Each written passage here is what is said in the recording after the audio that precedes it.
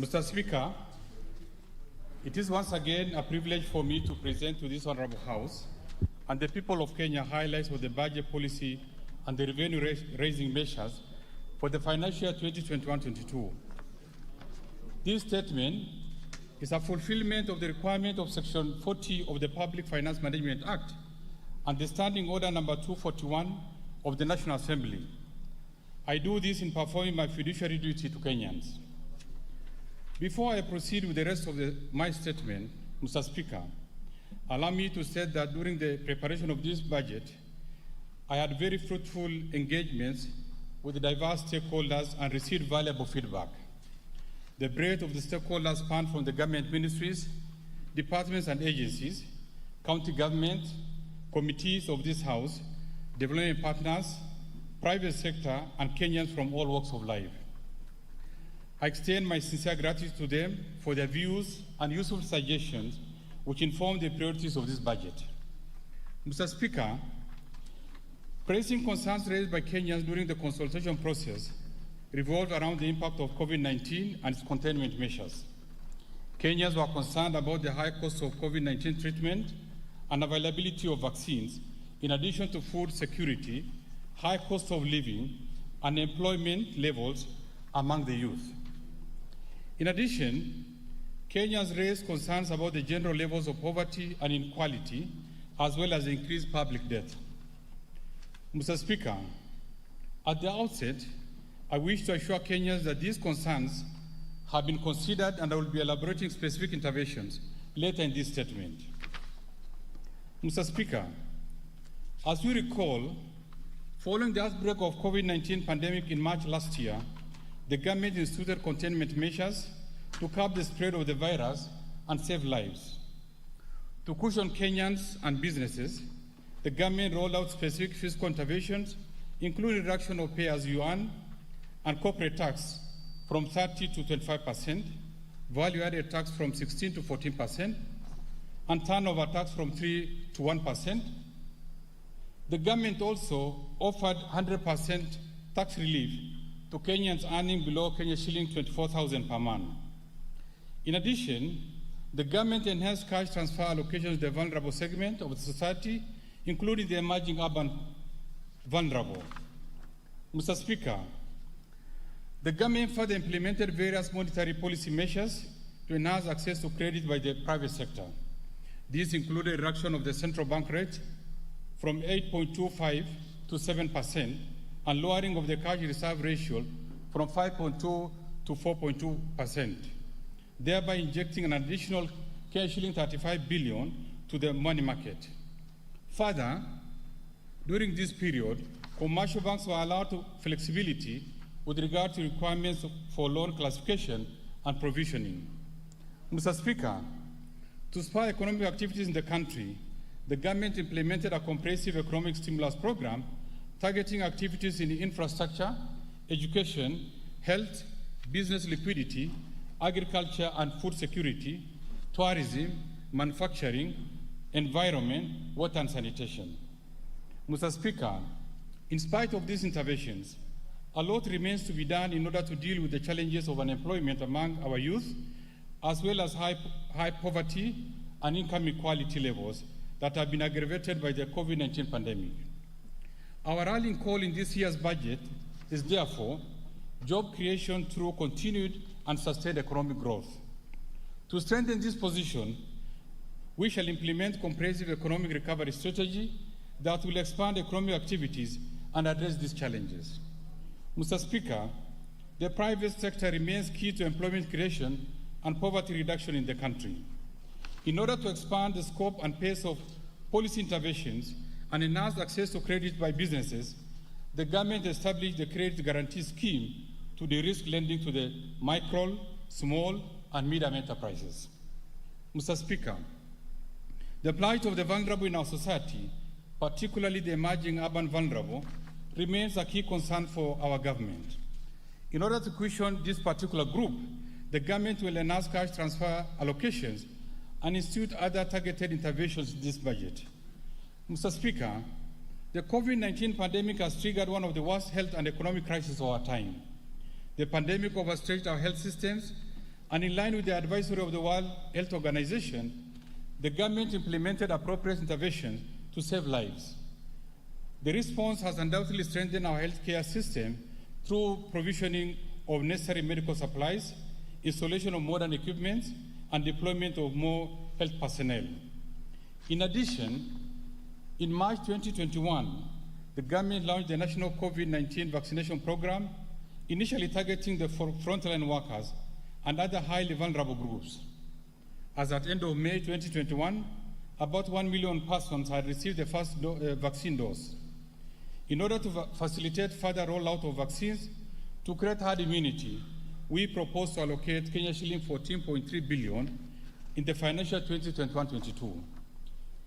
This is in addition to Kenya shilling 7.6 billion appropriated in the current budget. Mr. Speaker, to enhance access to affordable medical and equipment for management of COVID-19 and chronic diseases, I will later in this statement be proposing tax relief measures on the various pharmaceutical products and medical equipment. Mr. Speaker, the containment measures instituted by the government to stem the spread of the virus and save lives adversely affected economic activities and revenue performance. To stimulate economic activities and enhance government's ability to respond, we prioritized health and social expenditures and formulated an economic recovery strategy program that targeted, first, enhancing our ability to respond to the COVID-19 pandemic. Second, reducing debt vulnerabilities through a revenue-driven fiscal consolidation with a view to stabilizing debt to GDP ratio over the medium term. Third, implementing targeted policy, legal and institutional reforms, while at the same time addressing vulnerabilities in the state-owned enterprises worsened by the COVID-19 pandemic. And fourth, strengthening the monetary policy framework and financial stability. Mr. Speaker, under this program, we plan to reduce the level of fiscal deficit from 8.7% of GDP in the current budget to 7.5% of GDP in the financial 2021-22, and further to 3.6% of GDP in the financial year 2024-25. This will be a 5.1% reduction in fiscal deficit over the next 4 years, thereby slowing the annual growth of debt. Upon our request, this economic recovery program is supported by multilateral and bilateral development partners, with the International Monetary Fund providing financial resources amounting to US $2.34 billion over the next 3 years. Further, Mr. Speaker, in response to the COVID-19 pandemic, the G20 countries extended support to developing countries by offering debt service suspension under the G20 Debt Service Suspension Initiative framework.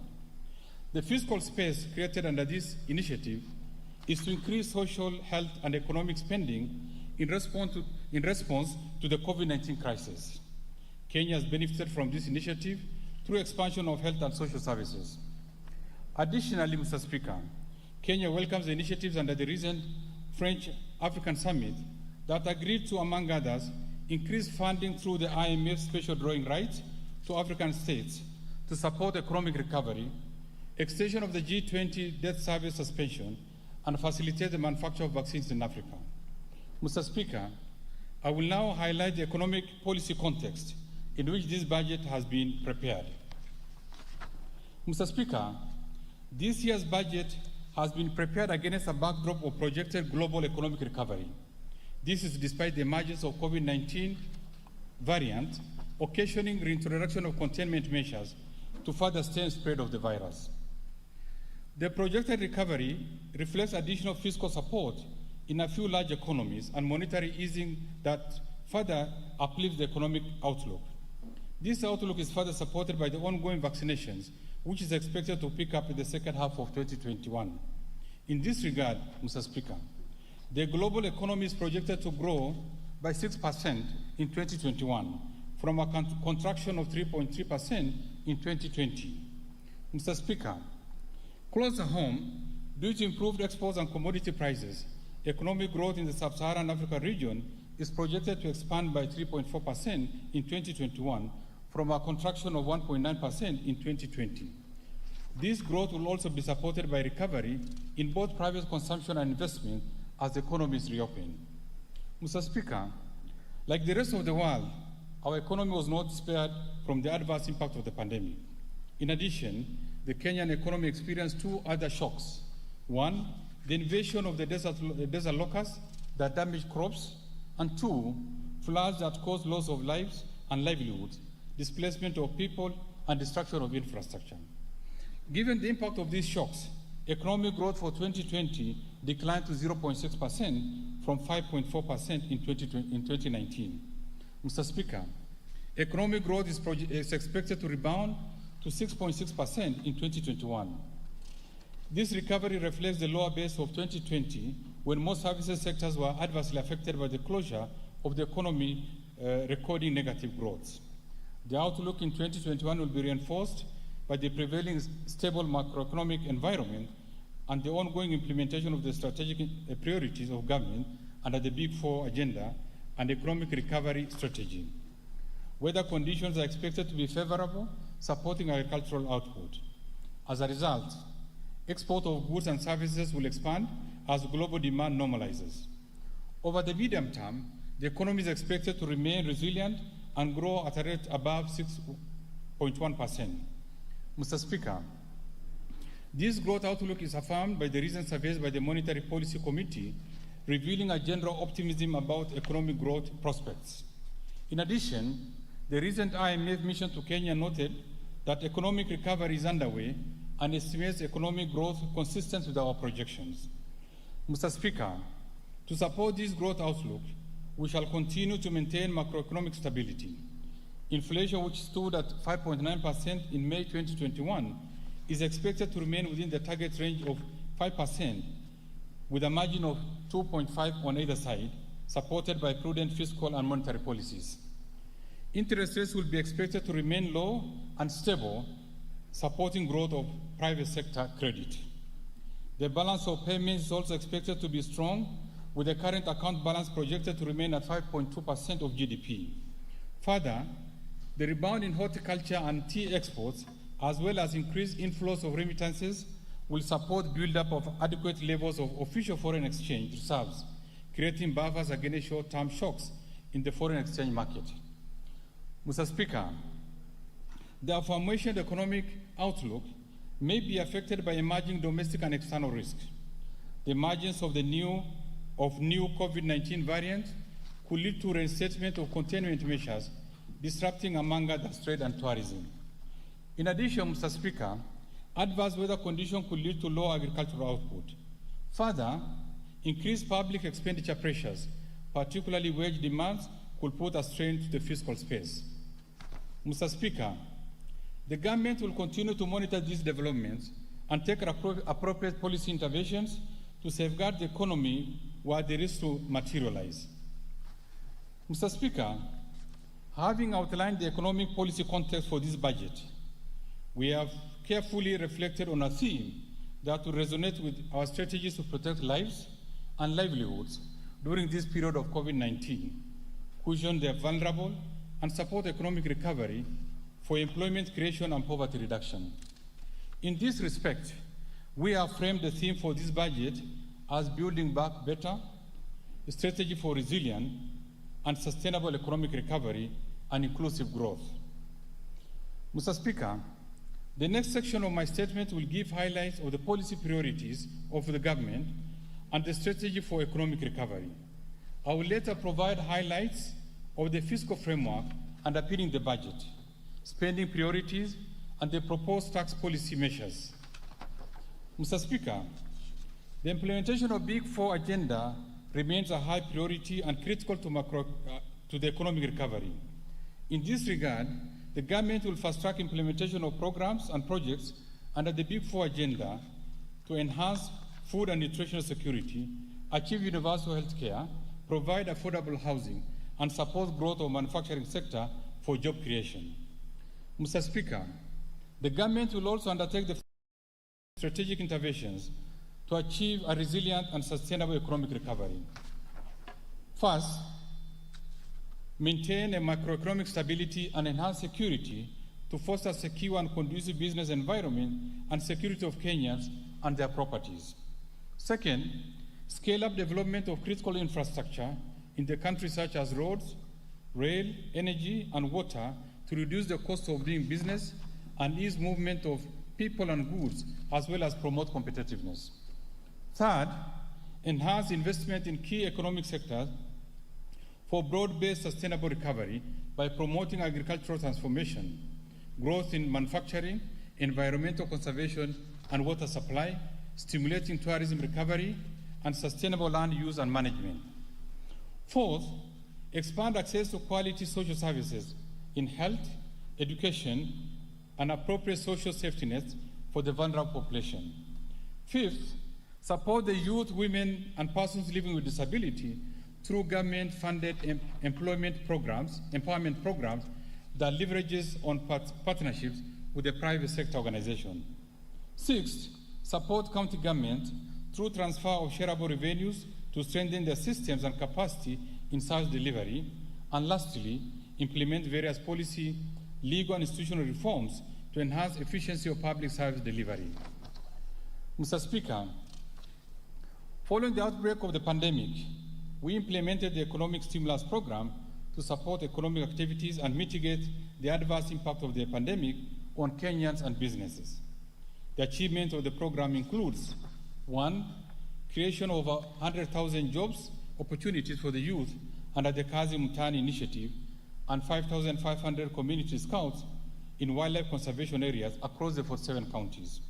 2, improvement of education outcomes through construction of additional classrooms in secondary schools, procurement of locally fabricated desks for both primary and secondary schools, and recruitment of 4,000 and 8,000 primary and secondary school intern teachers, respectively. 3, enhancement of healthcare system capacity by recruiting 5,000 diploma and certificate level healthcare workers for 1 year under the universal health coverage. 4, enhancement of liquidity to businesses through payment of VAT refunds of shilling 10 billion and clearance of pending bills of shilling 13.1 billion. 5, de-risking of lending to micro, small, and medium enterprises by providing shilling 3 billion to the Credit Guarantee Scheme as a seed capital. And 6, cushioning the vulnerable, particularly the emerging urban vulnerable, with an additional shilling 10 billion to the cash transfer program. Mr. Speaker, building on the success of the aforementioned interventions, the government is now set to implement an elaborate economic recovery strategy that aims to reposition the economy on an inclusive and sustainable growth trajectory.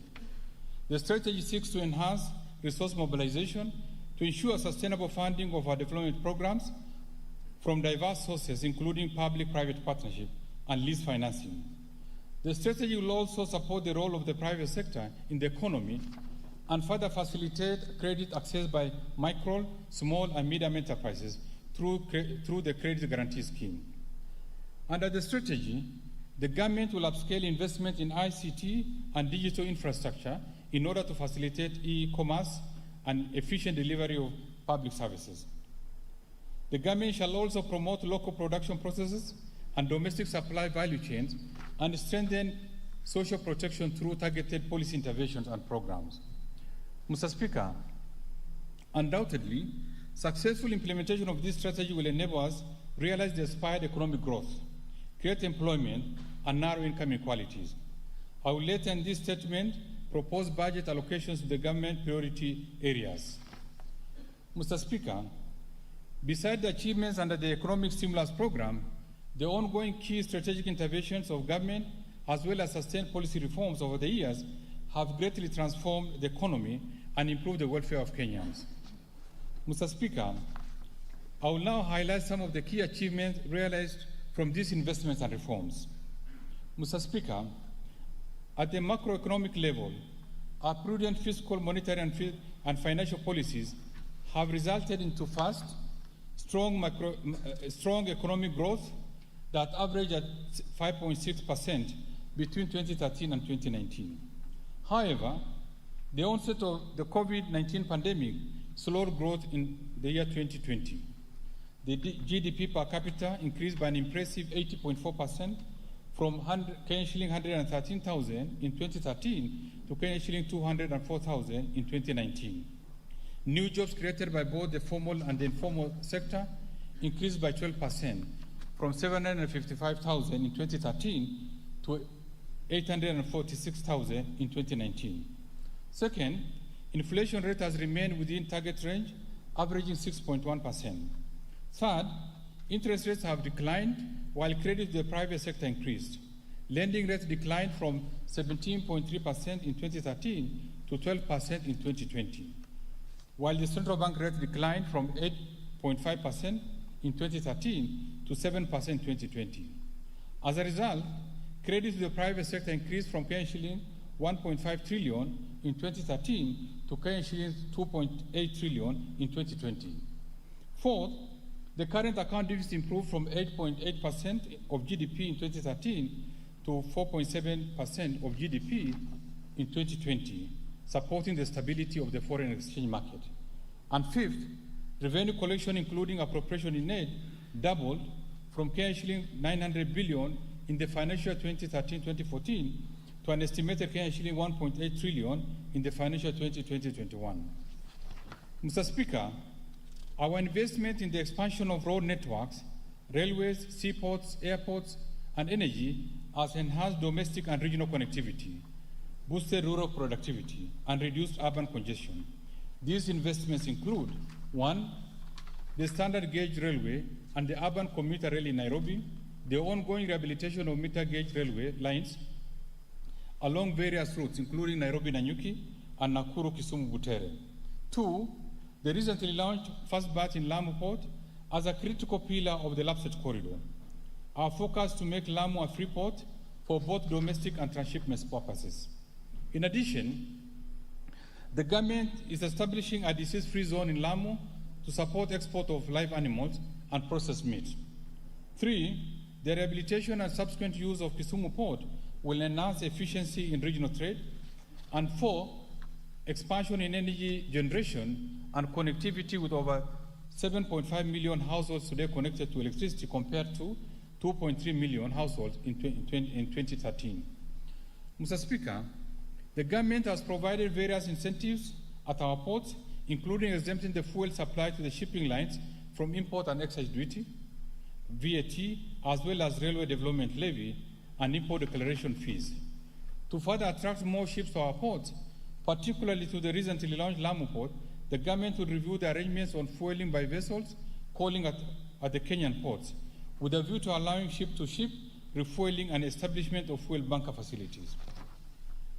Mr. Speaker, in addition to the various reforms in the agricultural sector, we focus on the livestock sector by reviving the Kenya Meat Commission. We shall set up a meat processing plant in Lamu to provide ready market for livestock, increase income to farmers, and enhance the meat value chain. Mr. Speaker, we also focused on increasing fish production by refurbishing Liwatoni Fishing Complex and setting up a new fish processing plant in Lamu. This will promote exports and increase income for the local fishermen. Mr. Speaker, in order to improve access to land as a factor for development, we have stepped up investment in the sector and rolled out ambitious national program of land titling and digitization of land records. Mr. Speaker, tea and coffee subsectors provide livelihoods to millions of Kenyans. Despite its contribution, the foreign exchange earnings, the returns to farmers have been declining due to low productivity, high input cost, low levels of value addition, and weak regulatory and institutional framework. Under the ongoing reforms in the coffee and tea sectors, I'll be proposing further measures to enhance competitiveness of these subsectors. With regard to manufacturing, Mr. Speaker, the government has revived and transformed textile, leather, and automobile industries, which have in turn created jobs for our youth. The full operationalization of special economic zones in Dongokundu, Naivasha, and Kisumu will support local industries, industrial activities, and unlock additional employment opportunities. Mr. Speaker, The government over the years has supported local assembly of motor vehicles and motorcycles by providing various tax incentives. This includes removal of excise duty on locally assembled motor vehicles, duty-free importation of complete knockdown kits, and reduced corporate tax from 30 to 15% for the first 5 years of operation. I am pleased to note that the industry has responded positively to these interventions, and to date, we have approved 13 motor vehicle and 17 motorcycle assemblers. These local assemblers have created employment opportunities while also saving the country substantial foreign exchange. Mr. Speaker, whereas assembly of commercial vehicles have registered tremendous growth, the passenger category of motor vehicles remains underdeveloped. This category is still dominated by imported used vehicles, comprising over 70% of passenger vehicles, which is largely attributed to the high cost of assembly. In this regard, the government is working on a framework to support the assembly of affordable passenger vehicles. Further, the government, in consultation with the stakeholders, is in the final stages of instituting comprehensive policy and administrative reforms to fully entrench local assembly of motor vehicles and motorcycles. Mr. Speaker, while we have made tremendous progress as a nation, we remain alive to the structural constraints that impede the pace of economic development, aware that a resilient and sustainable economic recovery is indeed predicated on timely implementation of appropriate policy, legal, and institutional reforms. I propose the following interventions to improve the business environment, increase efficiency in public service delivery, and strengthen accountability and transparency in public finance management. On procurement, Mr. Speaker, this House approved the Public Procurement and Asset Disposal Regulation 2020 that came into effect in July 2020.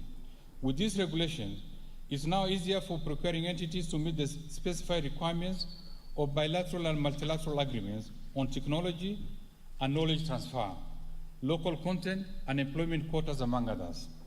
For smooth implementation of the regulations, we have conducted capacity building in all 47 counties. I therefore direct procuring entities to fully comply with these regulations.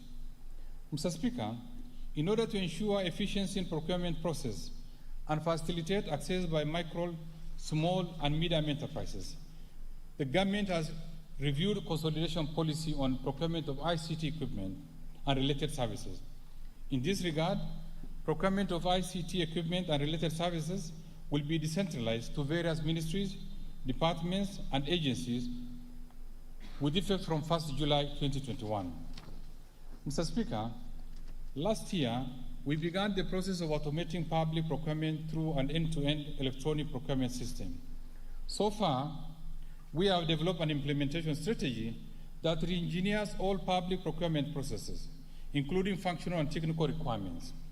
In order to actualize this initiative, 31st December 2021 will be the final date for rolling out the electronic government procurement system and therefore discontinuation of the manual procurement processes. In this regard, the government will realize savings as a result of greater efficiency, reduced operational costs, enhanced transparency and accountability through increased bidding participation. Mr. Speaker, to support our local contractors undertake construction of infrastructure projects, we have proposed changes to the contracting framework through the Public Procurement and Asset Disposal Bill 2020. The bill before this House proposes, among others, to allow award of contract to multiple bidders. This indeed will support local firms and accelerate the delivery of services. Mr. Speaker, given the prevailing business environment due to the adverse impact of COVID-19 pandemic, there's an urgent need to evaluate the financial position and governance of key state corporations and institutions. It is in this respect that the government is exploring targeted reforms to strengthen these institutions, including public universities. Mr. Speaker, in the interim, the government provided financial support to strategic institutions, including Kenya Airways, Kenya Power and Lighting Company, and Postal Corporations of Kenya, which were indeed in dire need of cash to meet critical obligations. Mr. Speaker, we have developed a robust information management system to strengthen the statutory role of the National Treasury in financial and operational oversight, as well as the financial risk analysis for state corporations. Mr. Speaker, you may recall that the government introduced cost sharing in public universities in the year 1991. At that time, government funding to public universities per year was set at Kenyan shilling 120,000 per student. Of these, government capitation per student was Kenyan shilling 70,000, while students contributed Kenyan shilling 50,000 through loan funding from Higher Education Loans Board, out of which Kenyan shilling 16,000 catered for tuition fees. This is less than half of tuition fees paid currently by students in various colleges of technical and vocational education and training institutions. The ideal cost of training a student in a university has increased from Kenyan shilling 120,000 to about Kenyan shilling 200,000 per year, and therefore the prevailing funding arrangement introduced in 1991 is unsustainable. Under the current arrangement, universities have not only experienced financial constraints, but have also been unable to continuously honor their statutory obligations.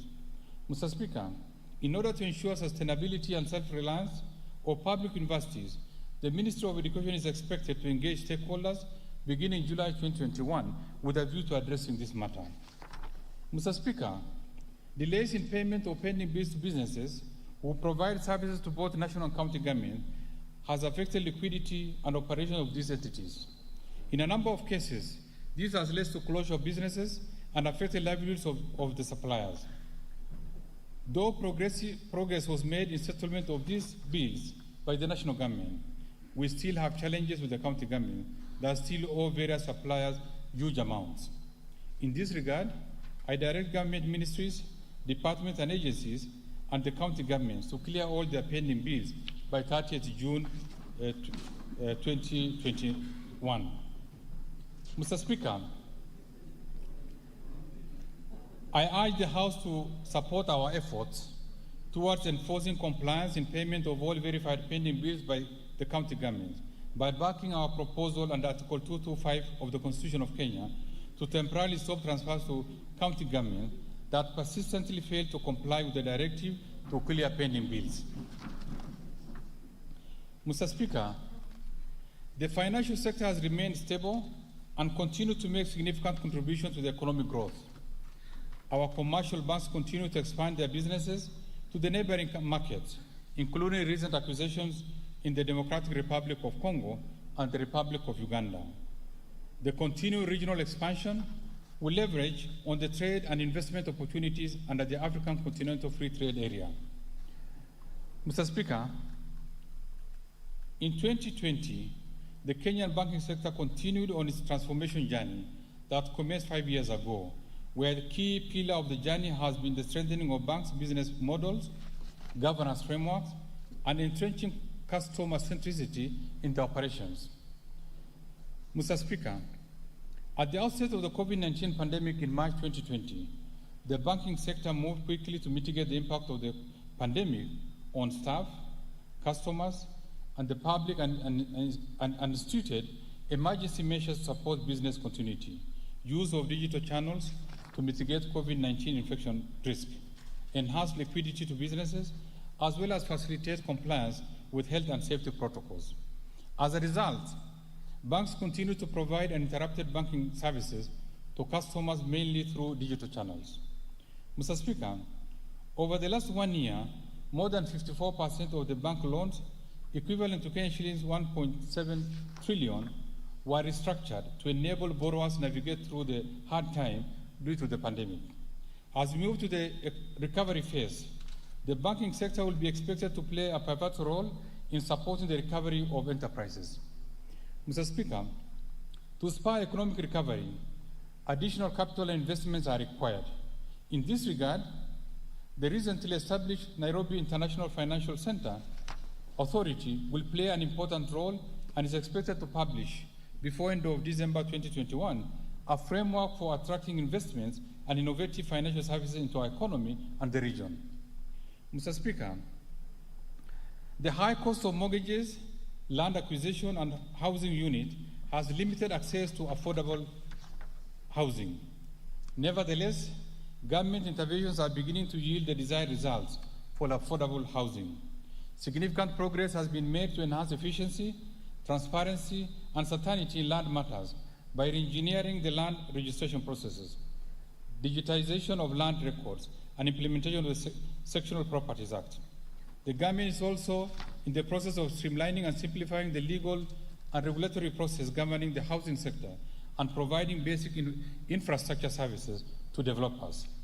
Further, the Kenya Mortgage Refinance Company is supporting the growth of residential housing market in Kenya by providing long-term funding to the mortgage lenders in order to increase affordability of mortgage loans to Kenyans.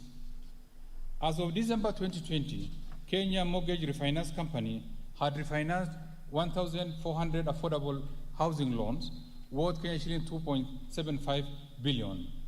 Mr. Speaker, the Kenya Mortgage Refinance Company is scheduled to issue an infrastructure bond by October 2021 to raise additional financing for its affordable housing finance objectives. Consequently, the company plans to issue green bonds to finance climate-friendly housing projects. Mr. Speaker, during the current financial year, the government operationalized the credit guarantee scheme by providing seed capital of shilling 3 billion to de-risk lending to micro, small, and medium enterprises. To this effect, the National Treasury signed credit guarantee agreements with 7 commercial banks who have now rolled out credit to micro, small, and medium enterprises. Mr. Speaker, to further promote access to affordable credit by micro, small, and medium enterprises, the government has committed to progressively raise the capital to shilling 10 billion. In this budget, I propose to allocate an additional shilling 2 billion to the scheme. Mr. Speaker, alongside the credit guarantee scheme, on account of improved business environment, the private sector has rolled out other innovative credit products targeting micro, small, and medium enterprises. Through these innovations, the banking sector had disbursed over shilling 20.8 billion to micro, small, and medium enterprises, equivalent to 0.7% of total gross loans by end of April 2021. Mr. Speaker, in order to unlock the full potential of digital lenders, the government has, through the Central Bank of Kenya Amendment Bill 2021, proposed to provide for licensing of digital credit service providers. This bill has been submitted to this House for consideration and approval. Mr. Speaker, capital markets play a critical role of channeling national savings and foreign capital inflows into the productive sectors. In order to enhance inclusivity and access to investment opportunities in the capital markets, I propose to amend the Central Depository Act to allow for opening of omnibus investment accounts by persons investing on behalf of others in the securities market. This will allow investment by individuals as well as collective investment by groups. Further, to improve efficiency in our capital markets and ensure fair administrative actions by the Capital Markets Authority, I propose to amend the Capital Markets Act to enable the Capital Markets Tribunal to hear and determine any appeal within 90 days. Mr. Speaker, following the Kenya Bankers Association and other industry players, we shall establish an electronic over-the-counter secondary market platform for government securities. This platform will help in deepening our domestic debt market, improve pricing efficiency and transparency in securities trading, thereby lowering yields and cost of credit in the economy. We expect the operations of the over-the-counter to be in place by June 2022. Mr. Speaker, the defined benefit pension scheme for civil servants, teachers, and disciplined forces has constrained growth of pension savings and also exerted fiscal pressure on government.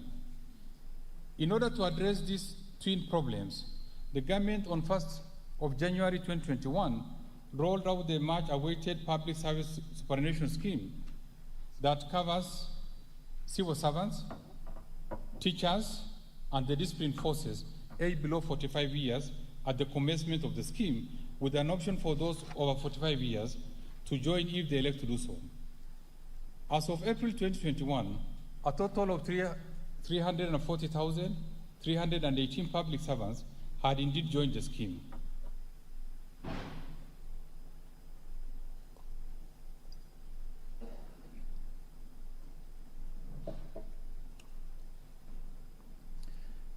Mr. Speaker, in the past, the processing of payment of pension benefits to retired public servants has neither been efficient nor timely, thus denying senior citizens regular incomes.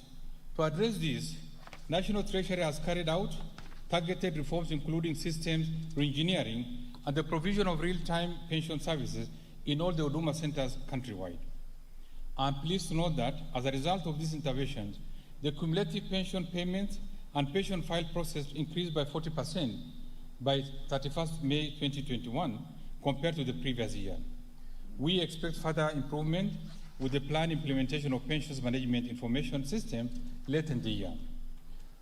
Mr. Speaker, given the disparities in the design of the various existing pension schemes and the attendant laws, it has become necessary that these laws be harmonized, hence the need for establishment of one national retirement policy. The policy currently under development seeks to achieve comprehensive pension coverage across formal and informal sectors so as to protect the interests of beneficiaries and rights of pension contributors. In this regard, Mr. Speaker, I shall be publishing the policy by December 2021. Mr. Speaker, further, to enhance good governance and improve accountability and transparency in the management of retirement benefit schemes, I propose to amend the Retirement Benefits Act to provide for the registration and regulation of corporate trustees that provide services to pension schemes. Mr. Speaker, our retired citizens have continued to experience challenges in accessing Medicare. For this reason, we have developed post-retirement medical regulations to allow members to make additional voluntary contributions to a medical fund. This will enable retirees access the funds at the retirement or transfer a portion of it to a medical insurance provider.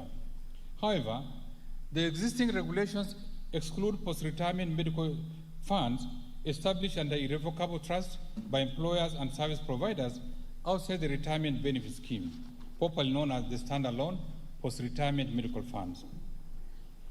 These funds have remained unregulated, thus adversely exposing members' funds. As such, I propose to amend the Retirement Benefits Act to provide for regulation of these funds.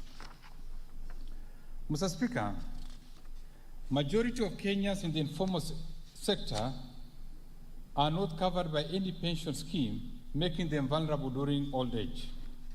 To address this, I undertook last year to establish a national informal sector pension scheme with a sustainable model that combines long-term savings with short-term needs, targeting the more than 15 million in the informal sector workers who have been excluded from the current pension arrangement.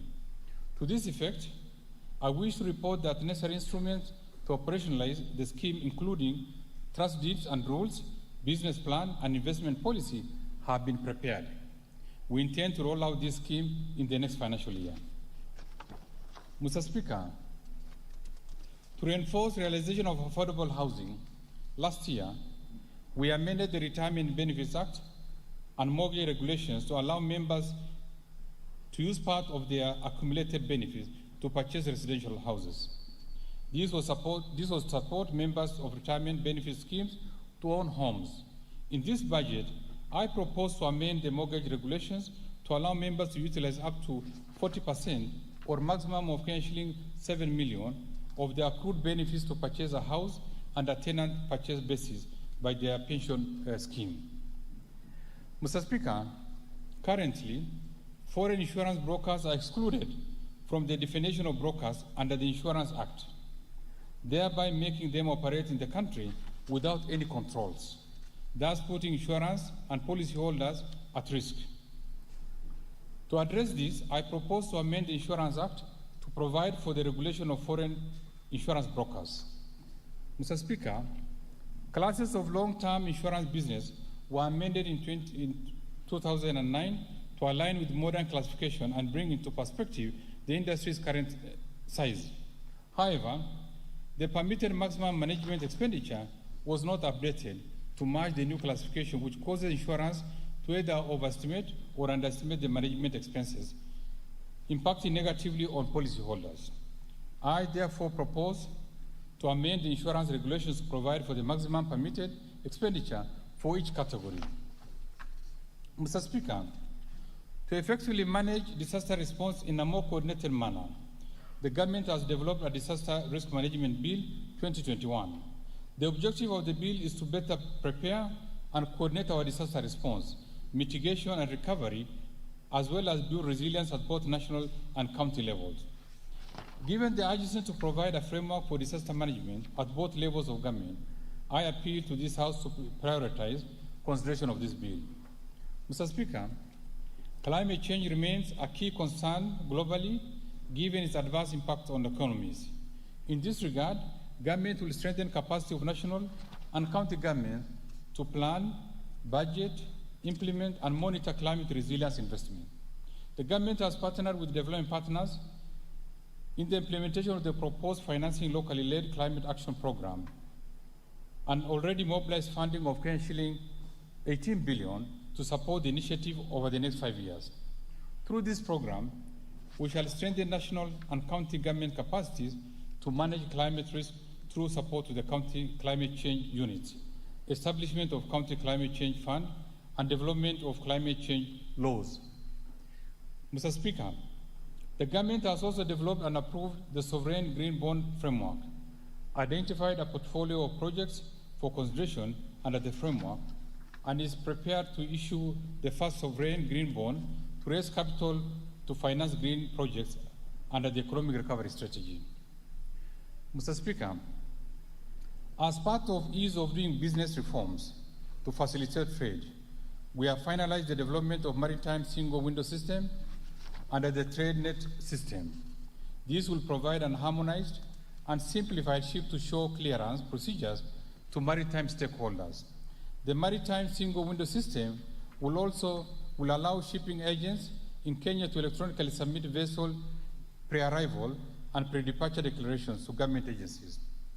The maritime single window system is expected to replace the current system that is manual, decentralized, with the necessary lengthy processes that affect the ship turnaround time and increase costs of port to Mombasa. I am pleased to know that this maritime single window system went live on 2nd June 2021.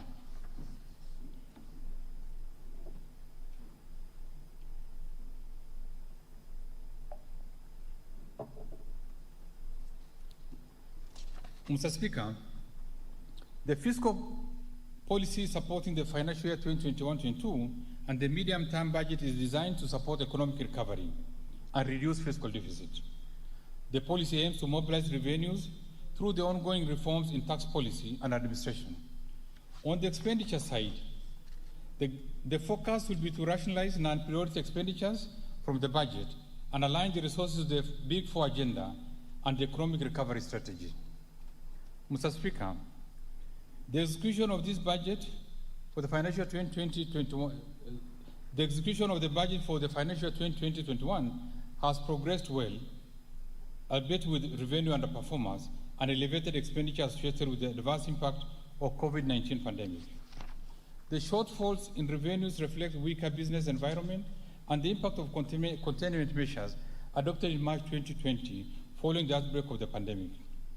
The government then responded to the pandemic by, among others, implementing tax reliefs measures in April 2020. These measures resulted in reduced collection of revenues, adversely impacting the implementation of the budget. Arising from this, the government in January 2021 made reversal of some of the relief measures, resulting in improvement in revenue collection. However, in March 2021, containment measures were introduced as a result of the third wave of the COVID-19. These measures lasted for only 1 month. Mr. Speaker, we remain committed to reducing the level of tax exemptions to create parity of treatment while also raising more revenues to fund social programs and reduce the fiscal deficit. In this budget, I will be proposing selected measures to expand the revenue base. Mr. Speaker, our tax policies are spread across various tax statutes, which are amended every year during the budget process, creating uncertainties in tax legislation. In this regard, Mr. Speaker, I have initiated a process of developing a national tax policy framework that will not only enhance administrative efficiency of the tax system, but provide consistency and certainty in tax administration and management of tax expenditure. A draft national tax policy is now ready and will be shared with stakeholders and members of the public in line with the dictates of our Constitution before forwarding to this House for consideration and approval. Mr. Speaker, total revenue, including appropriation in aid and grants for the financial year 2021-22 budget is projected at Kenya shilling 2.1 trillion, equivalent to 17% of GDP. Of this, total revenue is projected at Kenya shilling 2.04 trillion, equivalent to 16% of GDP, an increase in nominal terms from Kenya shilling 1.84 trillion in the financial year 2020-21. Ordinary revenue in the budget is projected at Kenya shilling 1.78 trillion, equivalent to 14.3% of GDP. Mr. Speaker, total expenditure in the financial year 2021-22 budget are projected at Kenya shilling 3.03 trillion, equivalent to 24.5% of GDP, from Kenya shilling 2.89 trillion, equivalent to 25.8% of GDP in the financial year 2020-21 budget.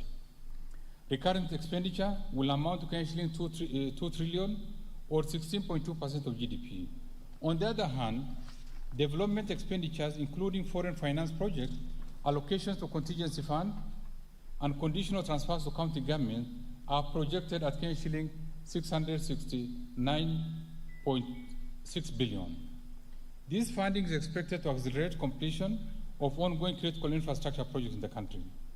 Mr. Speaker, the expenditures I've outlined in this budget are consistent with those approved in the 2021 budget policy statement.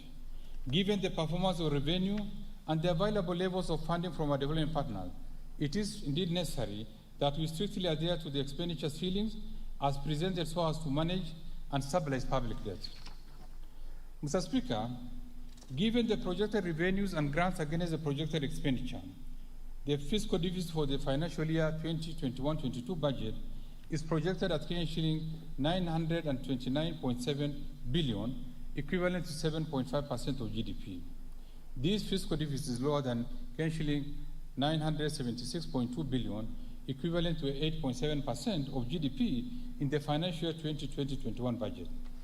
The fiscal deficit in 2021-22 budget will be financed through net external financing of Kenya shilling 271.2 billion, equivalent to 2.2% of GDP, and net domestic financing of Kenya shilling 658.5 billion, equivalent to 5.3% of GDP.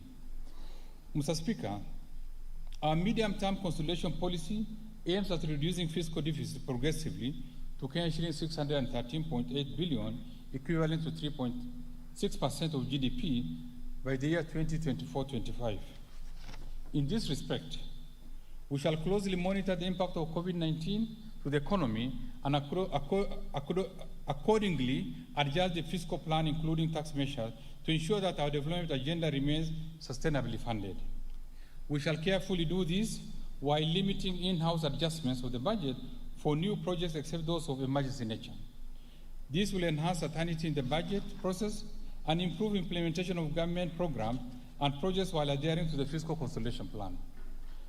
Mr. Speaker, Kenya's public debt remains sustainable, but the debt carrying capacity has, however, declined. Financing of the fiscal deficit will continue to be strictly guided by the debt and borrowing policy and the annual medium-term debt strategy. Mr. Speaker, the government is implementing reforms to strengthen the institutional arrangements of public debt management by aligning the operations of the Public Debt Management Office to the PFM Act. In this respect, decisions of the day-to-day management and operations of the public debt management shall be undertaken by the Public Debt Management Office to enhance efficiency, strengthen accountability, and transparency. In addition, Mr. Speaker, during this calendar year, we have scheduled a set of debt management operations to lower costs and risk in our public debt portfolio to improve on the country's debt sustainability indicators and sovereign credit rating. I look forward to support of the August House for the amendment of public debt ceiling set in the Public Finance Management Act to enable implementation of debt management operations, including financing of the fiscal deficit. Mr. Speaker, with the desire to meet our development objectives The gap between development needs and available resources has been expanding, underscoring the need for alternative financing mechanisms. Last year, I highlighted the importance of public-private partnership as an option for closing the financing gap. The current Public-Private Partnership Act impairs expeditious financial closure of public-private partnership projects. To this effect, I undertook to transform the public-private partnership framework, which included review of legal, operational, and institutional structures. In this regard, I submitted the Public-Private Partnership Bill 2021 to this House for consideration and approval. Mr. Speaker, let me now turn to the highlights of the government spending priorities in the coming financial year. In light of the revenue challenges and significant expenditure demands, spending in the financial year 2021-22 will focus on critical areas with the highest impact on the well-being of Kenyans and support economic recovery. Therefore, the total program spending for the financial year 2021-22, excluding redemptions, amounts to shilling 3.03 trillion. Mr. Speaker, the government will continue with the implementation of the economic stimulus program in the financial year 2021-22. With targets to cushion vulnerable citizens and businesses, particularly those affected by the COVID-19 pandemic. We have in this regard set aside shilling 23.1 billion in the financial year 2021-22 budget for continuation of this program. Mr. Speaker, out of this, shilling 3 billion is earmarked for youth empowerment and employment creation under the KBC Online program. Shilling 2.6 billion will go towards enhancing liquidity to businesses. Shilling 6.4 billion for improving educational outcomes. Shilling 6.9 billion for improving environment, water and sanitation facilities. Shilling 1.97 billion for improving agriculture and food security, as well as shilling 1.2 billion for recruitment of health workers. Mr. Speaker, I have also set aside shilling 1 billion for Kenya Wildlife Services to employ community scouts. Mr. Speaker, the implementation of priority programs under the Big Four agenda is a critical part to supporting sustainable economic recovery and accelerating employment creation. To realize this, Mr. Speaker, I have set aside shilling 142.1 billion to support the implementation of the Big Four agenda for both drivers and enabler projects. Mr. Speaker, the outbreak and rapid spread of the COVID-19 pandemic necessitated an urgent need to upscale implementation of universal health coverage to all our counties. Towards this end, Mr. Speaker, I have proposed an allocation of shilling 121.1 billion to the health sector to support the various programs aimed at improving health outcomes. Mr. Speaker, of this amount, shilling 47.7 billion will fund activities and programs for the attainment of universal health coverage. Mr. Speaker, specific allocations for the various activities and programs includes shilling 8.7 billion for the Kenya COVID-19 Emergency Response Project, shilling 4.1 billion for free maternity health care, shilling 7.2 billion for the managed equipment services, as well as shilling 1.8 billion to provide medical cover for the elderly and severely disabled persons in our society. To lower cases of HIV, AIDS, and malaria and tuberculosis in the country, shilling 5.8 billion has been set aside. To enhance vaccines and immunization program, we've set aside shilling 3.9 billion. Further, Mr. Speaker, we propose an additional shilling 14.3 billion for purchase of COVID-19 vaccines and related expenditure in the course of the financial 2021-2022. Mr. Speaker, to enhance early diagnosis and management of cancer and reduce the burden of treatment among Kenyans, I have proposed an allocation of shilling 450 million for procurement of cyberknife radiotherapy equipment for Kenyatta University Teaching, Referral and Research Hospital. A further shilling 350 million has been set aside for the establishment of 2 cancer centers in Meru and Kakamega. Further, to improve health service delivery, shilling 15.2 billion has been set aside for Kenyatta National Hospital, shilling 11.5 billion for the Moi Teaching and Referral Hospital, shilling 7.3 billion for the Kenya Medical Training Centers, shilling 2.8 billion for the Kenya Medical Research Institute, Kenya shilling 1.3 billion for the construction of Kenya National Hospital Vans and Pediatric Centers. Kenya shilling 863 million for procurement of family planning and reproductive health commodities. And Kenya shilling 600 million for procurement of equipment at the National Blood Transfusion Center. Mr. Speaker, affordable housing program is a pragmatic approach to addressing the housing problem, especially in the urban centers. To ensure success of this initiative, I have proposed an allocation of Kenya shilling 13.9 billion for the affordable housing program. The proposed allocation includes Kenya shilling 3.5 billion to Kenya Mortgage Refinance Company for establishment of the company's capital, as well as for own lending to primary mortgage lenders. Kenya shilling 8.2 billion for construction of affordable housing units, as well as Kenya shilling 500 million for construction of social housing units. Mr. Speaker, to support the Nairobi Metropolitan Services in reversing urban indignity in Nairobi City County, Kenya shilling 100 million has been set aside for the Nairobi Metropolitan Service Improvement Project, and Kenya shilling 111.2 million for construction of footbridges. Other key allocations to the housing, urban development, and public works sector includes Kenya shilling 3.5 billion for the Kenya Informal Settlement Improvement Project Phase 2, Kenya shilling 1 billion for construction of markets, Kenya shilling 1 billion for maintenance of government pool houses, Kenya shilling 750 million for construction of housing units for the National Police and Kenya Prison, Kenya shilling 700 million for the Kenya Urban Program, Kenya shilling 200 million for the Afri-City Summit, and Kenya shilling 445.6 million for the construction and completion of salt project buildings.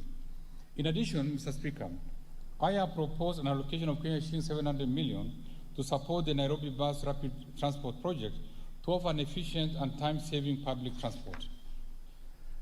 Mr. Speaker, the government continues to scale up reforms to encourage investments in the manufacturing sector to support and protect local industries. Despite the challenges brought about by COVID-19 pandemic, the fiscal and monetary policy measures that the government implemented significantly cushioned the sector. Mr. Speaker, to further promote local industries, I have proposed an allocation of Kenya shilling 20.5 billion under the various implementing ministries, departments, and agencies. Out of these, Kenya shilling 2 billion will go to the Credit Guarantee Scheme to enhance access to affordable credit by micro, small, and medium enterprises in the manufacturing sector. Kenya shilling 500 million will support development of various micro, small, and medium enterprises in Kenya, and Kenya shilling 600 million for provision of finances to micro, small, and medium enterprises through the Kenya Industrial Estate.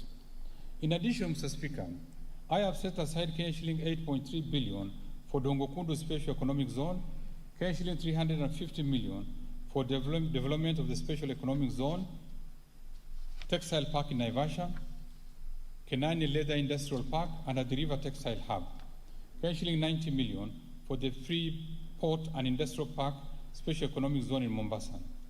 Other proposed allocations include Kenya shilling 130.2 million for the modernization of Rivertex, Kenya shilling 800 million for access roads to industrial park facilities. Mr. Speaker, in order to maximize the benefits from our cash crops, the government will make further investments towards the revival and enhancement of output. In this respect, Mr. Speaker, I have proposed 210.4 million for coffee industry revitalization, Kenya shilling 59.2 million for modernization of cooperative cotton ginneries, and Kenya shilling 50 million for cotton development as a subsidy and extension support. Mr. Speaker, to equip our youth with essential training and internship opportunities, I have proposed an allocation of Kenya shilling 1.4 billion for the Kenya Industrial and Entrepreneurship Project, Kenya shilling 800 million for the Kenya Youth Employment and Opportunities Project, Kenya shilling 448 million for industrial research laboratories, Kenya shilling 199.5 million for constituency industrial development centers.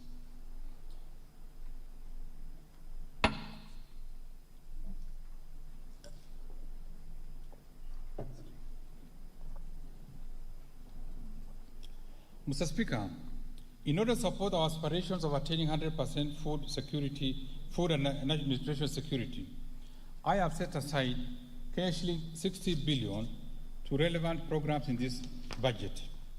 Out of this, Kenya 7 billion will go to the National Agricultural and Rural Inclusivity Project, Kenya 2.7 billion for the Kenya Cereal Enhancement Program. Kenya 1.8 billion has been proposed for the Emergency Locust Response. Kenya 1.5 billion for the National Value Chain Support Program. Kenya 1.5 billion for the Agricultural Sector Development Support Program 2. Kenya 1.5 billion for the Small Scale Irrigation and Value Addition Project. And Kenya 620 million for Food Security and Crop Diversification Project. Mr. Speaker, to improve livestock production, I propose Kenya 3 billion for free disease holding ground in Lamu. I have also proposed Kenya 488.1 million for the Regional Pastoral Livelihood Resilience Project, Kenya 455 million for the Kenya Livestock Commercialization Program, Kenya 163 million for the Livestock Value Chain Support Project, and Kenya 156.2 million for livestock production under Big Four initiative. To enhance animal disease controls, I have set aside Kenya 180 million for sustainable successful entrepreneurship free areas in Kenya, Kenya 131.4 million for the disease-free zones program, and Kenya 60 million for modernization of foot and mouth disease laboratory and related activities. Mr. Speaker, the realization of the food and nutrition security also relies heavily on the sustainable utilization of the blue economy resources. To promote this, I have proposed an allocation of Kenya 3.2 billion for the aquaculture business development project, Kenya 3.4 billion for Kenya Marine Fisheries and Socioeconomic Development Project, Kenya 2.1 billion for exploitation of living resources under the blue economy, Kenya 1 billion for construction of fish processing plant in Lamu, Kenya 290 million for coastal fisheries infrastructure development, Kenya 326.6 million for rehabilitation of fish landing sites in Lamu, in Lake Victoria, Kenya 150 million for aquaculture technology development and innovation transfers, and Kenya 195.3 million for development of blue economy initiatives. Mr. Speaker, in order to increase agricultural productivity and enhance resilience to climate change risk in targeted smallholder farming and pastoral communities in Kenya, I have set aside Kenya 8.9 billion for the Climate Smart Agricultural Productivity Project, Kenya 1.1 billion to enhance drought resilience and sustainable livelihood, Kenya 178 million towards ending drought emergencies in Kenya, and in addition, I have proposed an allocation of Kenya 529.5 million for the livestock and crop insurance scheme to reduce the vulnerabilities of Kenyan farmers to disease and natural disasters. Mr. Speaker, to ensure legitimacy of land ownership, I have set aside Kenya 1.5 billion for processing and registration of title deeds, Kenya 600 million for digitization of land registries, and Kenya 105 million for construction of land registries. Mr. Speaker, other proposed allocations include Kenya 100 million for revitalization of cotton industry, Kenya 300 million for mitigation of fall armyworms, Kenya 150 million for establishment of liquid nitrogen plant, Kenya 200 million towards the embryo transfer project, and Kenya 65 million for construction and refurbishment of the Leather Science Institute. Mr. Speaker, having highlighted the expenditures under the Economic Stimulus Program and the Big Four Agenda Initiative, allow me to turn to other proposed areas of expenditure in this budget that will support our path to sustainable and resilient economic recovery. Mr. Speaker, the government continues to expand critical infrastructure in roads, rails, sea and airports to create an enabling environment for economic recovery and employment creation.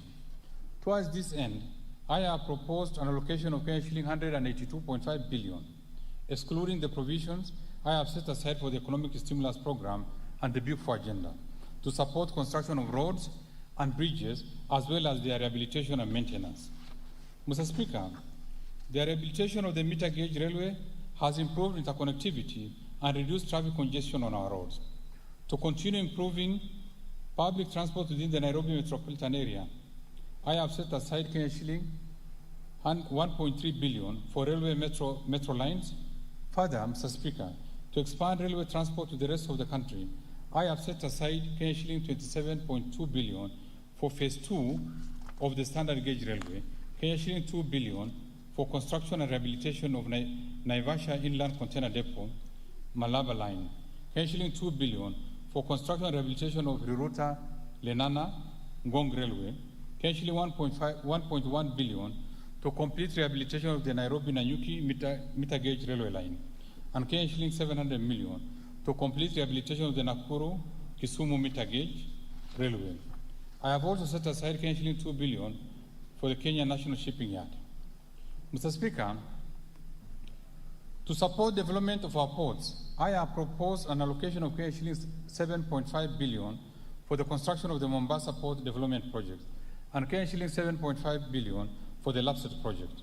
Further, I have set aside Kenya shilling 128 million for insurance of ferries for the Likoni Channel, Kenya shilling 149 million for the maintenance of ferries and jetty headquarters, and Kenya shilling 603 million for construction and expansion of airports and airstrips.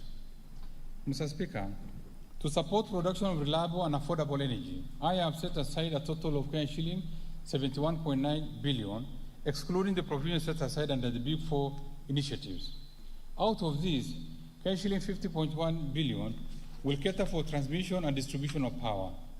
Kenya shilling 11.3 billion for development of geothermal energy.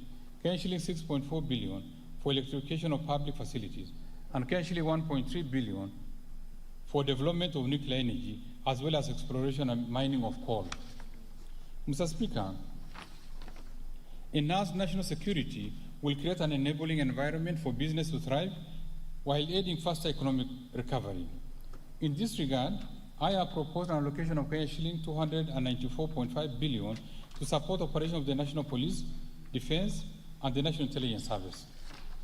Mr. Speaker, the proposed allocations include 119.8 billion for defense, Kenya shilling 42.5 billion for the National Intelligence Service, Kenya shilling 110.6 billion for policing and prison services, Kenya shilling 10.7 billion for leasing of police motor vehicles, and Kenya shilling 1 billion for police modernization program.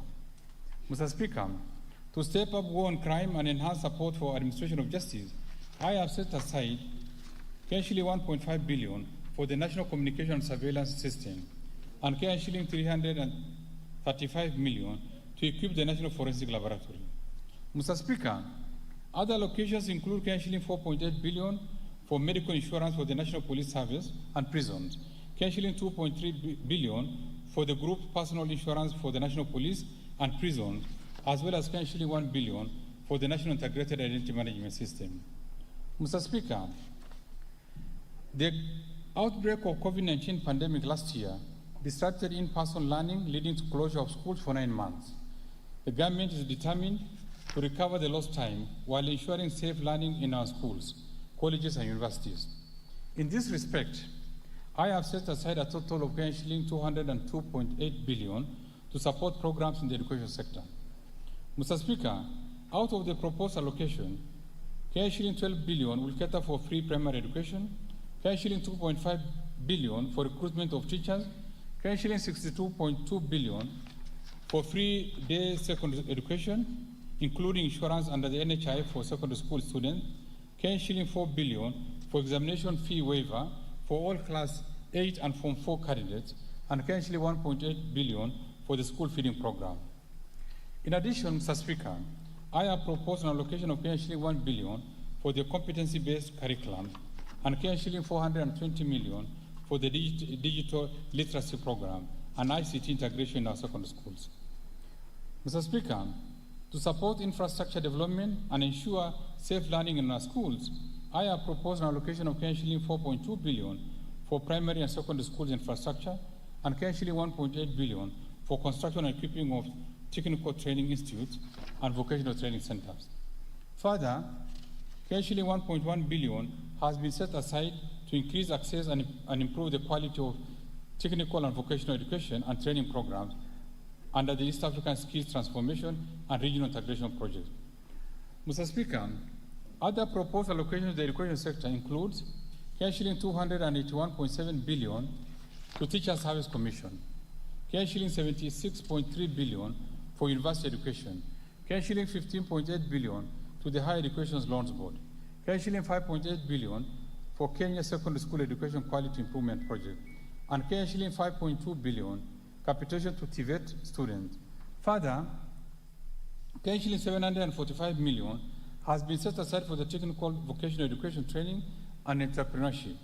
Shilling 633 million for promotion of youth employment and vocational training, and Shilling 323 million for the National Research Fund.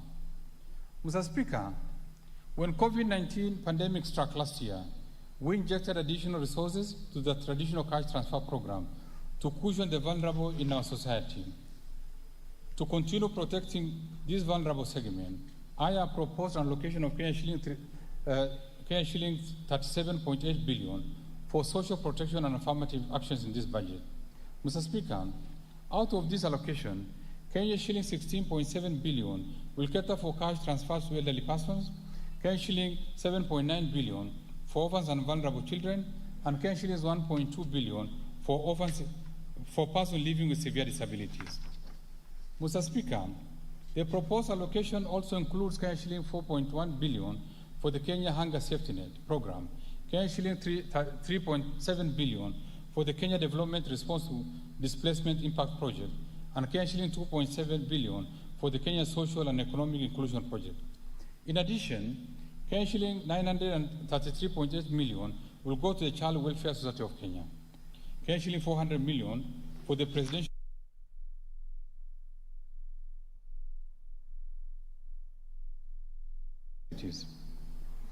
Mr. Speaker, the most pressing challenge in our country at the moment is lack of job opportunities for the youth. This has been exacerbated by the hard economic times following the adverse impact of COVID-19 pandemic. In order to empower the youth and support businesses owned by youth, women, and persons living with disabilities, I have set aside Shilling 10 billion for the National Youth Service, Shilling 2.2 billion for the Kenya Youth Empowerment and Opportunities Project, Shilling 454.1 million for the Youth Enterprise Development Fund, Shilling 120 million for the Women Enterprise Fund, and Shilling 62 million for the Youth Employment and Enterprise Fund.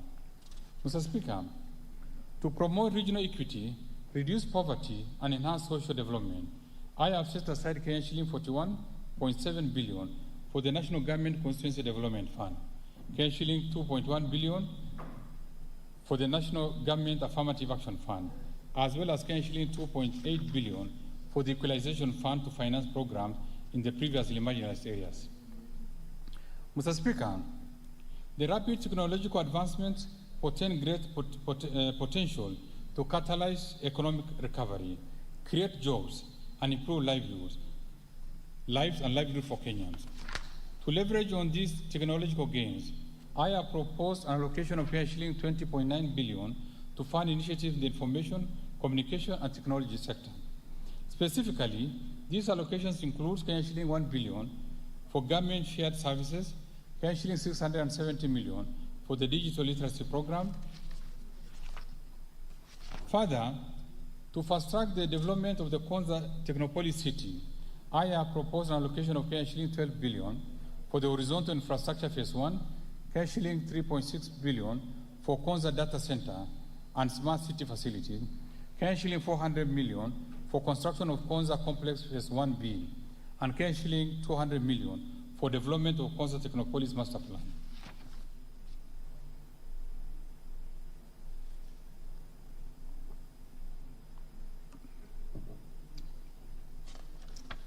Mr. Speaker, other proposed allocations include Shilling 1.2 billion for maintenance and rehabilitation of National Optic Fiber Backbone Phase 2 expansion cable, Shilling 1.1 billion for installation and commissioning of Eldoret Nadapal fiber optic cable, and Shilling 463 million for maintenance and rehabilitation of last mile county connectivity network. Mr. Speaker, the outbreak of COVID-19 pandemic and the ensuing containment measures significantly affected tourism, sports, culture, and arts sectors. To support recovery of these sectors, I have proposed an allocation of shilling 15 billion for the Sports, Arts, and Social Development Fund, shilling 1.7 billion for the Tourism Fund, shilling 643 million for the Tourism Promotion Fund, and shilling 90 million for refurbishment of the regional stadium. Mr. Speaker, to expand access to clean and adequate water for domestic and agricultural use, I have proposed an allocation of shilling 38 billion for water and sewerage infrastructure development, shilling 16.4 billion for water resource management, and shilling 10.8 billion for water storage and flood control. In addition, I have set aside shilling 10.5 billion for irrigation and land reclamation, and shilling 1.6 billion for water harvesting and storage for irrigation. Mr. Speaker, in order to support environment and water conservation, I have set aside shilling 9.6 billion for forest and water towers conservation, shilling 3.3 billion for environment management and protection, shilling 1.4 billion for meteorological services, and shilling 8.2 billion for wildlife conservation and management. Mr. Speaker, to enhance good governance and scale up fight against corruption, I have set aside shilling 3.3 billion for the Ethics and Anti-Corruption Commission, shilling 3.2 billion for the Office of the Director of Public Prosecution, and shilling 7.6 billion for the Criminal Investigation Services, and shilling 5.9 billion for the Office of the Auditor General. Additionally, Mr. Speaker, to enhance the oversight and legislative role of Parliament and access to justice, I propose to set aside shilling 37.9 billion for Parliament and shilling 17.9 billion for the judiciary. Mr. Speaker, acknowledging the place of devolution in our country, the county governments will receive shilling 370 billion as equitable share, representing 27.3% of the most recent audited and approved revenue raised nationally, in line with Article 2032 of the Constitution. In addition, the county governments will receive shilling 7.5 billion as conditional allocation from the national government share of revenue, and shilling 32.3 billion from development partners, bringing the total allocation to the county government for the financial year 2021-22 to shilling 409.9 billion. Indeed, this marks a substantial increase compared to shilling 353.2 billion allocation in the financial year 2020-21, a clear testimony of the government's commitment to supporting devolution. Mr. Speaker, in line with the High Court ruling on petition number 252 of 2016, directing that conditional and unconditional grants to county government should not be provided for under the Division of Revenue Act, the National Treasury is in consultation with other stakeholders is developing an appropriate legal instrument to be used to disburse additional conditional grants from the national government's share of revenue, as well as from proceeds of loans and grants to county governments. Mr. Speaker, in February 2020, the national government and the national city county government entered into a mutual agreement in line with Article 187 of the Constitution, through which the Nairobi City County transferred some of its functions to the national government. To ensure that the process of such a transfer of functions is fully reinforced in law, the National Treasury is developing a legislation to operationalize Articles 187 and 189 of the Constitution on transfer of functions and cooperation between the national and county governments. Mr. Speaker, to facilitate performance of the transferred functions by the Nairobi Metropolitan Services, I propose to allocate shilling 27.2 billion, which will comprise 18 billion for recurrent expenditure and shilling 9.2 billion for development expenditure. Mr. Speaker, to support county governments' capacities to enhance their own source revenue and reduce our reliance on equitable share, the National Treasury rolled out a nationwide capacity building exercise for county governments on interventions contained in the national policy to support enhancement of county government on-source revenue. Mr. Speaker, the policy proposes broadening of the revenue basis while enhancing counties' revenue administrative capacities. The policy further proposes legal framework to ensure that the county governments comply with Article 209(5) of the Constitution of Kenya when formulating their revenue-raising measures. In this regard, we resubmitted the County Government Revenue-Raising Process Bill 2020 to this House in early 2020 for consideration. It is my hope that this bill will get necessary priority and approval. Further, Mr. Speaker, the government, through a multi-agency task force, has reviewed existing revenue management system with a view to deploying one integrated county revenue management system for use by all the 47 county governments. The task force has completed its work and made appropriate recommendations for consideration by the two levels of government. Mr. Speaker, in order to provide basic services to the previously marginalized areas, as envisioned under the Constitution of Kenya, the concerned county governments have been allocated Kenyan shillings 6.8 billion under the Equalization Fund in the financial year 2021-22. Mr. Speaker, arising from the High Court's ruling declaring the Equalization Fund guidelines unconstitutional, the National Treasury has developed the Public Finance Management Regulations 2021, which is now before this House for consideration. Mr. Speaker, I will now turn to taxation policy measures for the financial 2021-22 budget.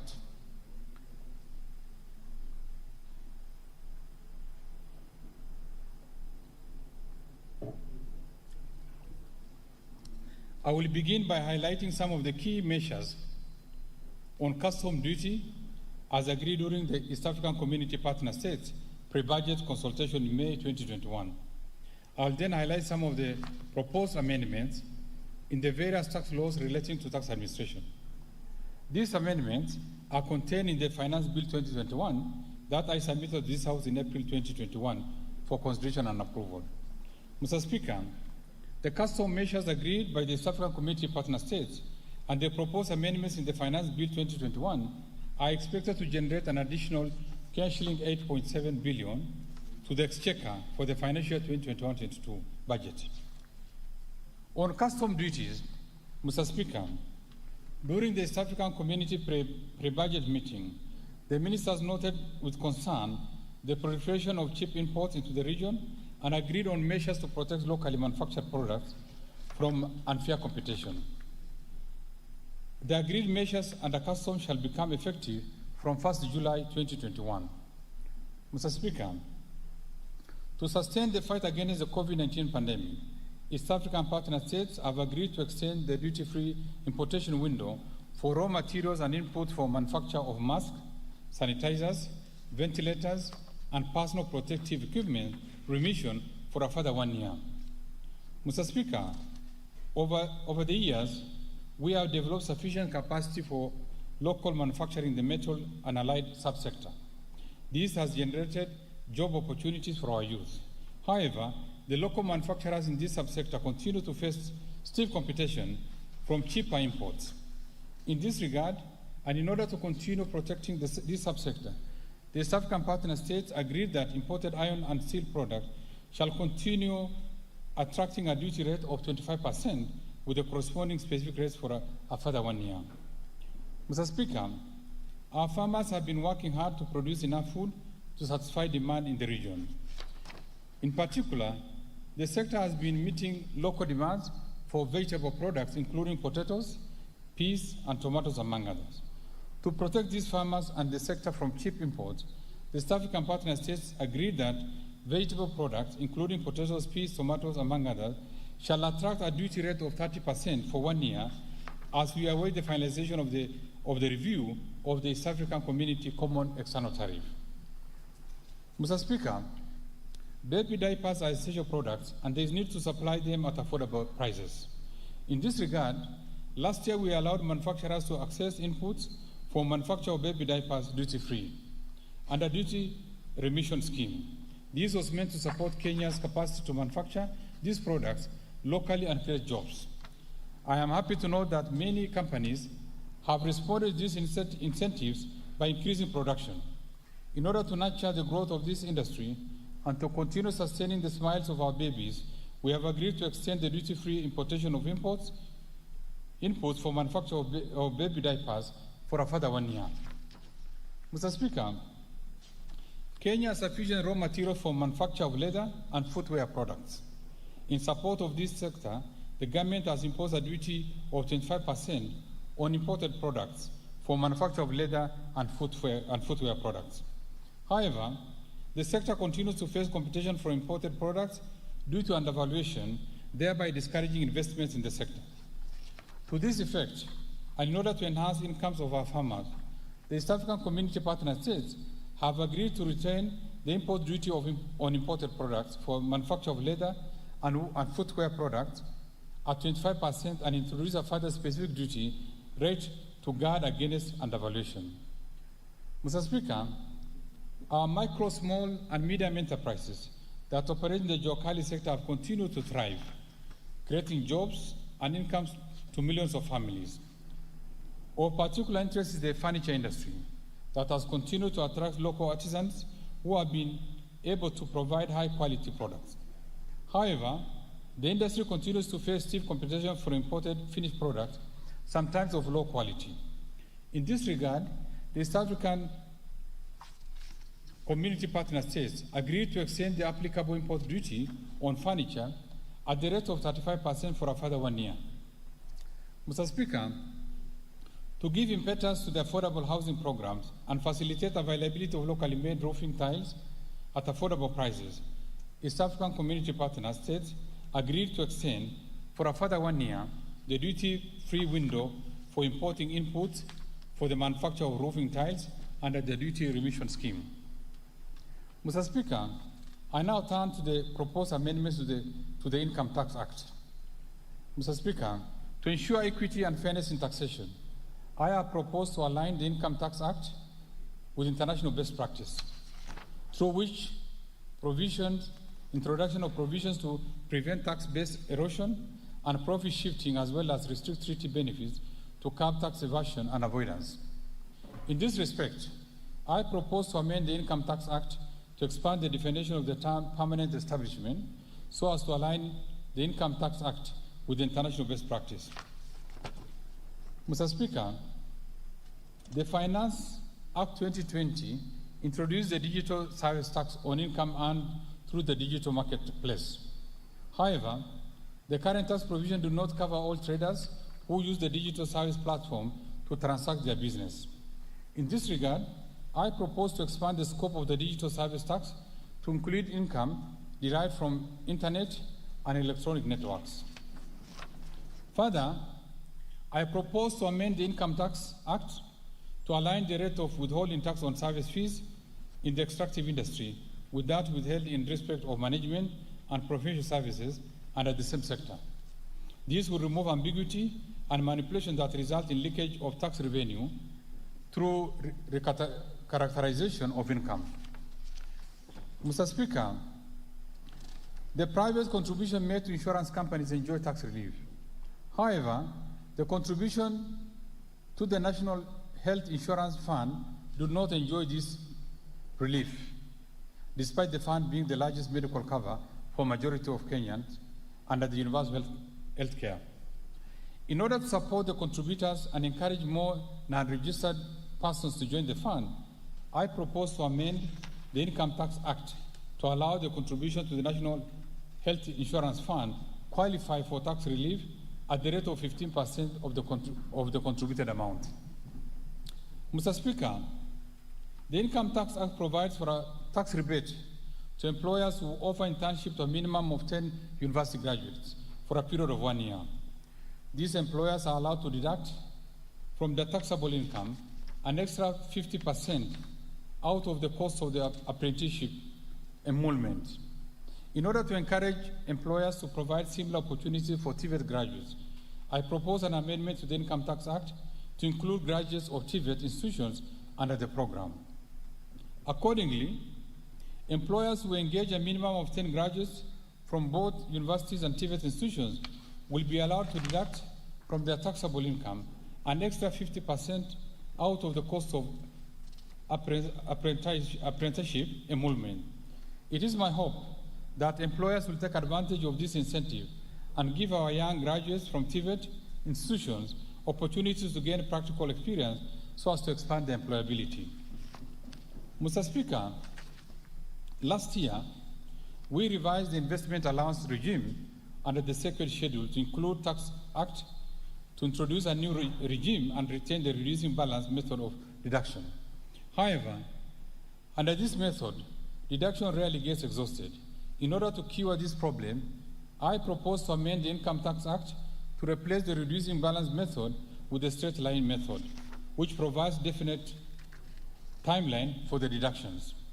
This will provide certainty in taxation, ease tax administration, and enhance compliance. Mr. Speaker, we have noted that the current provisions in deductibility of interest allow some taxpayers to manipulate their balance sheets to reduce their tax liabilities. I therefore propose to replace the current thin capitalization rule that is based on debt to equity ratio with interest restrictions based on a ratio of earnings before interest, taxes, depreciation, and amortization. Accordingly, any interest paid in excess of 30% of a company's earnings before interest, taxes, depreciation, and amortization will be disallowed in determination of taxable income. Mr. Speaker, in addition to being an international best practice, these measures has been found to be a better indicator of an economic performance of businesses, hence appropriate for determining the deductibility of interest on loans. This will guard against tax planning.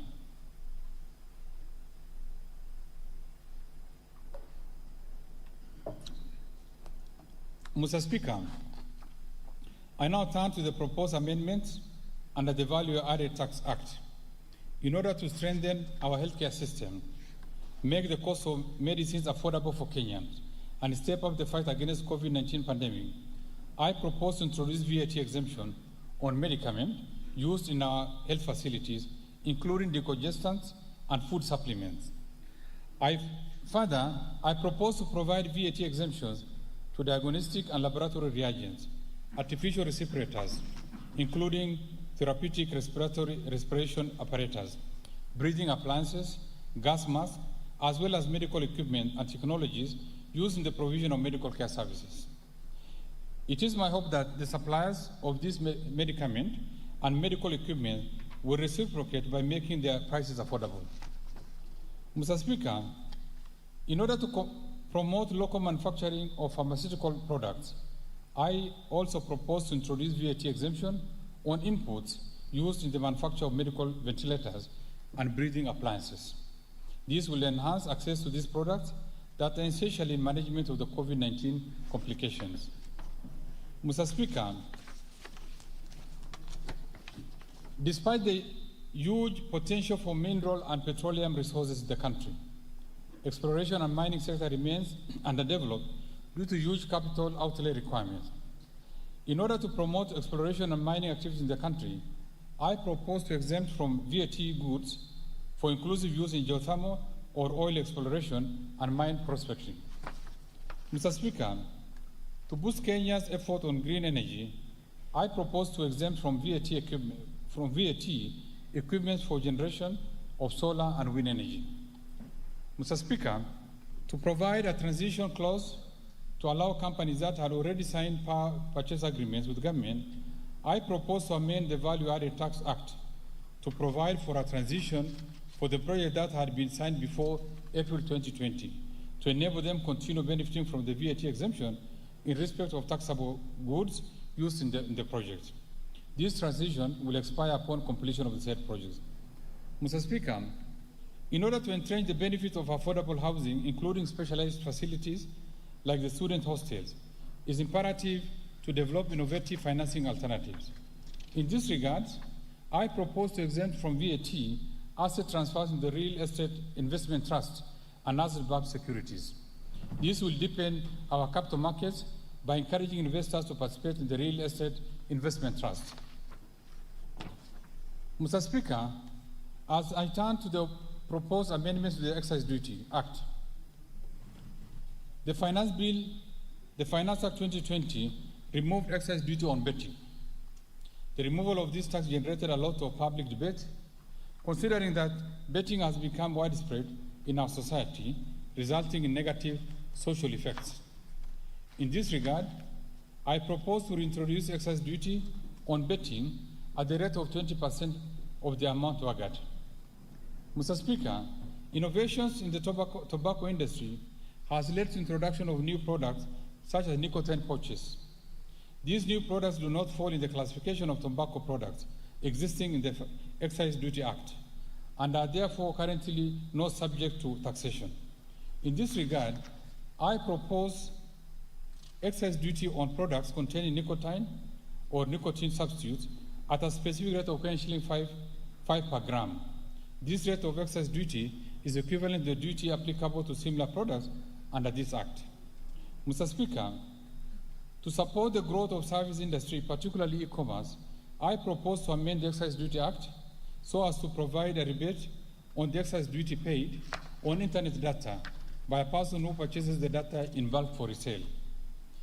Mr. Speaker, on the proposals to ease tax administration,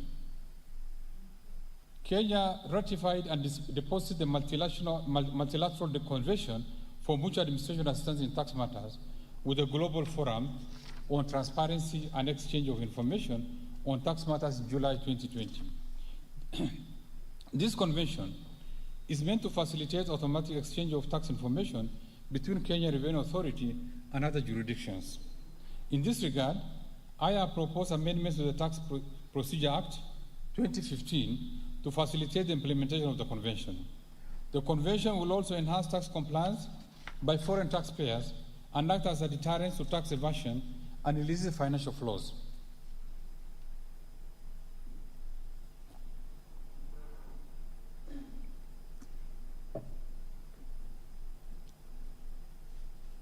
In addition, I propose to amend the Tax Procedures Act to empower the Kenya Revenue Authority seek intervention of other agencies to facilitate compliance with the provisions of the Digital Service Tax. Mr. Speaker, there are various ways that some unpatriotic individuals are using to evade payments of their tax liabilities. For example, we have noted in our iTax system perennial non-compliant taxpayers, defaulters, payment returns without payment, non-filers, nil filers, credit filers, stop filers, and decliners. In addition, there are traders and merchants who are not registered at all for tax purposes. Mr. Speaker, to gather information on tax malpractices, last year, we introduced the iWhistle, a platform that enables members of the public to volunteer information. As at the end of April 2021, the iWhistle platform had received a total of 502 whistles, and we thank the public for volunteering useful information. Considering the complexities and changing dynamics of intelligence gathering and to empower the Kenya Revenue Authority tax malpractices, I propose to amend the Kenya Revenue Authority Act to increase the maximum reward to a person who provides information leading to the identification of unassessed taxes from Shilling 100,000 to Shilling 500,000. Further, I propose to increase the reward to a person who provides information leading to recovery from maximum of Shilling 2 million to Shilling 5 million. This will encourage receipt of voluntary information to Kenya Revenue Authority, thereby bolstering tax compliance and revenue collections. Mr. Speaker, the Tax Appeals Tribunal has been hearing tax disputes and providing judgments at a very slow pace as the tribunal sits on a part-time basis. This has led to huge backlog of pending cases before the tribunal. Currently, there are 549 pending cases with a revenue implication of Shilling 107.4 billion. In order to strengthen the tribunal and allow members to expeditiously hear and conclude cases, I have proposed various amendments to the Act through Tax Appeals Tribunal, Bill 2021, which I have submitted to this House for consideration. I urge the House to prioritize this bill so as to facilitate faster disposal of tax appeals to enable us boost revenue collection. Mr. Speaker, the processing of applications under the ESC duty remission scheme has been manual, time-consuming, and inefficient. In order to improve administration of the scheme, the government automated the process under the single window system and successfully rolled out in September 2020. Mr. Speaker, to strengthen the administration of tax exemptions process for official aid-funded projects, we have embarked on automation of the application and approval under the single window system and target to roll out in the next financial year. Mr. Speaker, in conclusion, I must state that the preparation of these budgets required a lot of balancing. It has not been an easy process, considering the prevailing weak business environment. I am confident that the plans I have laid in this budget will be realized to achieve the envisaged economic recovery that will lead to improvement of the welfare of Kenyans. Mr. Speaker, it's worthy to note that our President has steered our economy through one of the most difficult periods occasioned by the COVID-19 pandemic. His leadership and commitment to protection of lives and livelihoods through implementation of host of measures have not only reduced the fatalities caused by COVID-19, but also supported economic activities. Mr. Speaker, the budget I presented today has articulated additional measures that the government plans to undertake to further boost economic recovery. In light of the challenges in mobilization of additional revenue and rising expenditure demands, spending in the next year's budget will focus on critical areas with the highest impact on the well-being of Kenyans. In this regard, Mr. Speaker, I sincerely thank His Excellency President Uhuru Kenyatta for his wise counsel, unfailing support and guidance, not only during the budget preparation process, but also in the stewardship of the economy.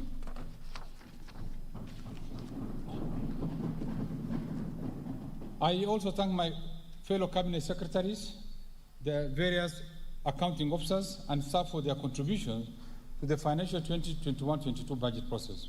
Mr. Speaker, I also express deep gratitude to Kenyans for the insightful contributions, proposals, and suggestions that helped us to finalize this budget.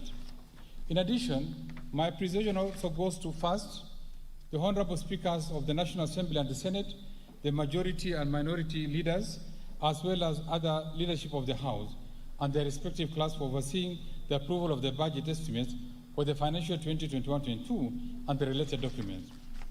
Second, to honorable members of the Budget and Appropriation Committee, the Finance and National Planning Committee, and other departmental committees of this House, as well as the staff of the Parliamentary Service Budget Office, for their constructive input during the approval process of the budget. Third, in a very special way, I give tribute to my incredible, selfless team at the National Treasury and Planning who have worked tirelessly for very long hours to ensure that these budget and supporting documents were prepared in time as per their legal requirements.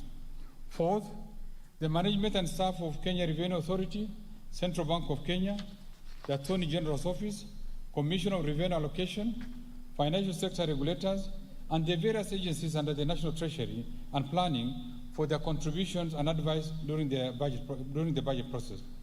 Fifth, our multilateral development partners, especially International Monetary Fund, the World Bank, the African Development Bank, and all other bilateral development partners for their contribution to our development agenda through various technical and financial support.